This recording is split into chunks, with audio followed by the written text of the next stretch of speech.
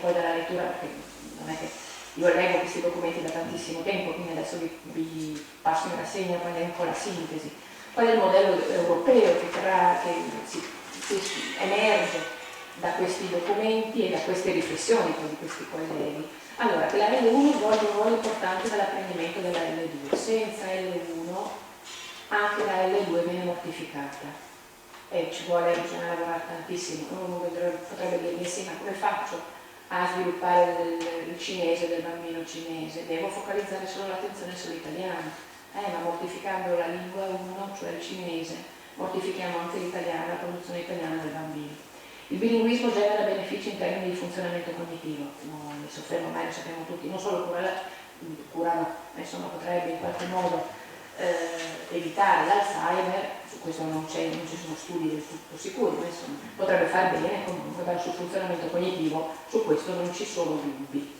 Il funzionamento del cervello bilingue nella gestione delle risorse linguistiche è diverso da quello del cervello monolingue, anche questo dobbiamo capirlo e saperlo ovviamente anche spiegare. Il repertorio bilingue e plurilingue, come diceva Roberto, non è una somma di lingue, di codici, ciascuno dei quali può svolgere un ruolo perfettamente, perché magari passo dall'italiano al francese come se fossero le stesse monetine, le stesse carte. Ogni lingua del repertorio ha ovviamente valori identitari, emotivi, pragmatici propri e questi vanno conosciuti, vanno presi, vanno conosciuti. Un bilingue costretto ad abbandonare la propria L1 subisce una forte limitazione nella capacità poi di esprimere se stesso, lo stesso vale per il furlano ovviamente.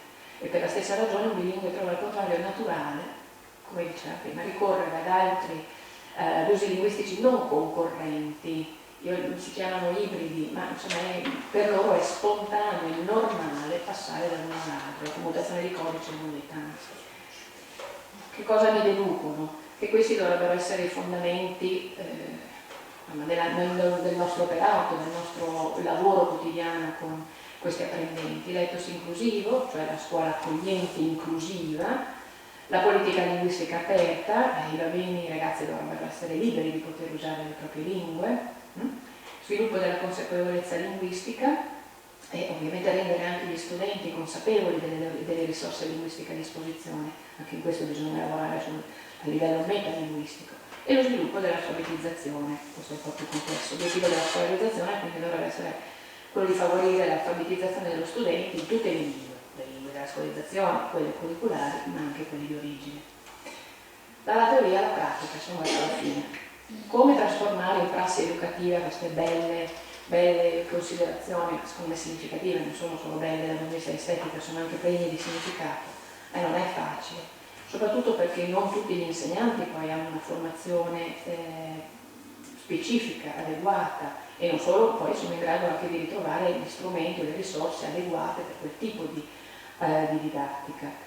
E poi non esiste una ricetta che funziona ovviamente in tutte le situazioni, io non ho una ricetta preconfezionata per tutte le scuole, io peraltro poi lavoro più con la primaria, con i bambini, e quindi con loro lavoro in un modo, ovviamente in una scuola secondaria di secondo grado si lavora in un altro modo, quindi ogni classe costituisce un universo a sé per varie caratteristiche, ma ci sono delle indicazioni che però possono essere in qualche modo interiorizzate, parlo per noi come operatori, e in qualche modo anche messe in pratica.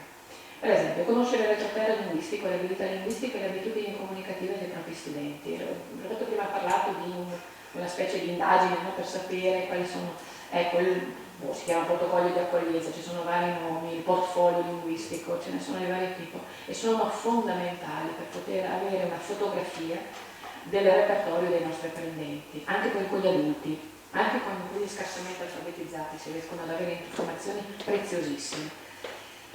Perché dobbiamo sapere gli usi linguistici in famiglia, le lingue che il ragazzo è in grado di parlare, leggere e scrivere. Sono abilità ovviamente diverse, come tutti le sanno padroneggiare nello stesso modo. Questa raccolta di informazioni infatti offre anche un'occasione propizia per tranquillizzare le famiglie degli studenti stranieri. Perché li dico tranquillizzare? Perché spesso le famiglie sono un po' allertate, sono in qualche modo a disagio perché sanno, cioè sentono la pressione dell'italiano, quindi dicono anche ai loro figli: voi dovete solo parlare italiano, ma nel loro intimo sanno benissimo che stanno perdendo un patrimonio linguistico e che è il loro patrimonio di partenza. Sul fatto appunto che una lingua di origine diversa da quella di scolarizzazione non è da considerarsi uno svantaggio, ma anzi dovrebbe essere un vantaggio anche per l'educazione. Aiutare tutti gli studenti ad osservare e a riflettere la diversità linguistica, sia nella classe ma anche nella famiglia, quindi sia in città, sia nella regione, sia nel paese. In regione quante lingue si parlano? Ci sono tanti bambini che riescono a colorare il plurilinguismo regionale con disegni bellissimi, perché hanno già interiorizzato la diversità. Poi crescendo, ahimè, alcuni la perdono. Questo dipende molto anche dai vissuti. Le autobiografie linguistiche sono uno strumento bellissimo da utilizzare, preziosissimo.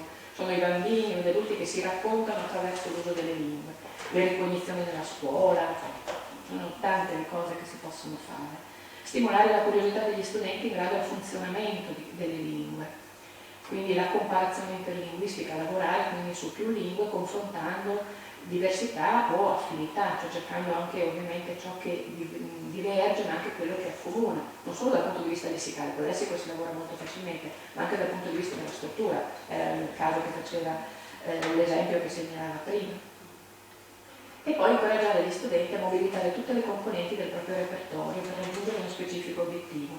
Le pratiche translingui che sono molto apprezzate, direi da poco, in Europa non, in alcuni paesi, in Germania no, però in Italia l'ho vista solo da qualche anno, il cosiddetto translanguaging o linguistic schoolscape, che si usano sempre queste etichette anglofone che speriamo di trovare anche il modo di tradurre in italiano, ed è un lavoro che fai nella classe, no? Il translanguage, riprodurre per esempio cartelloni plurilingui su specifici argomenti, con l'italiano e il fulano si fa da tantissimo tempo, si chiama translanguage, prendere appunti in cinese a proposito di una lezione in italiano, questi sono i casi che vedo io, consultare testi nella lingua di origine, poi proporre ai compagni una sintesi ottenuta con l'aiuto del compagno bilingue, o leggere e produrre testi in modalità bilingue, farsi aiutare insomma dai bambini che sono presenti nella classe. Queste operazioni rendono la motivazione sempre più forte, la rafforzano, la potenziano, e quindi anche l'apprendimento dell'italiano poi ovviamente va più veloce e va sempre più alimentato.